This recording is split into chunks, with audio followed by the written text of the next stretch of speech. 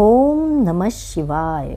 श्री शिवमहापुराण रुद्रसंहिता सतीखंड अध्याय 41.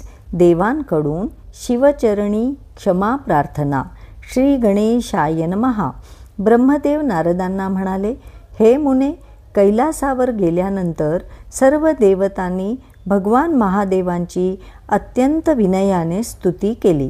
ते म्हणाले, हे ईशान, तुम्ही पर म्हणजे उत्कृष्ट, परात पर व परात परतर आहात. सर्वव्यापी विश्वमूर्ती महेश्वर आहात. तुम्हाला नमस्कार असो. तुम्ही विष्णू कलत्र, विष्णू क्षेत्र, भानू भैरव, शरणागत वत्सल, त्र्यंबक आणि विहरणशील आहात.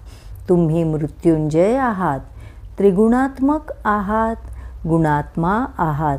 शोक हेही तुमचेच रूप आहे.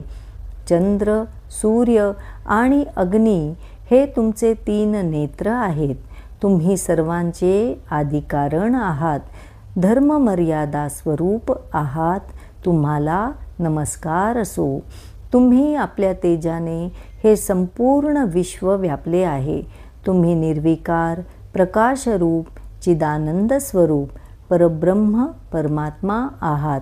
ब्रह्मा, विष्णू, इंद्र, चंद्र आदी समस्त देवता तुमच्यापासूनच उत्पन्न झालेल्या आहेत.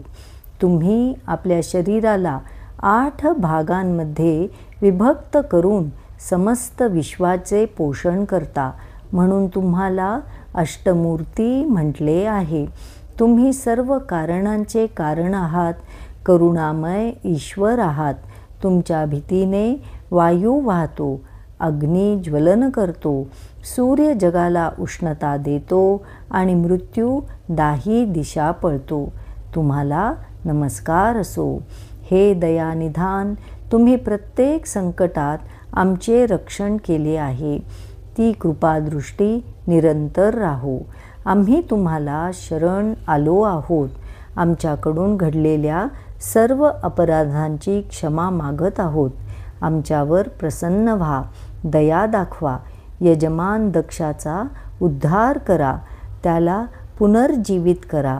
त्याचा अपूर्ण राहिलेला यज्ञ पूर्ण करा. भग ऋषीला डोळे द्या. पूषाला दात प्रदान करा. भृगूंची दाढी व मिशी पहिल्यासारखी करा.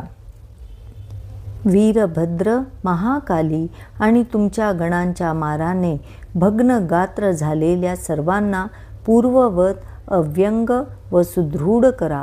तुमचा अनुग्रह झाला तरच हे शक्य आहे.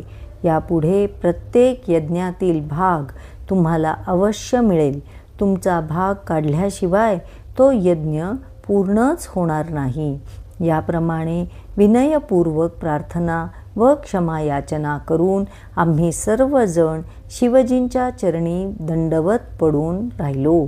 अध्याय 41 समाप्त. ओम नमः शिवाय.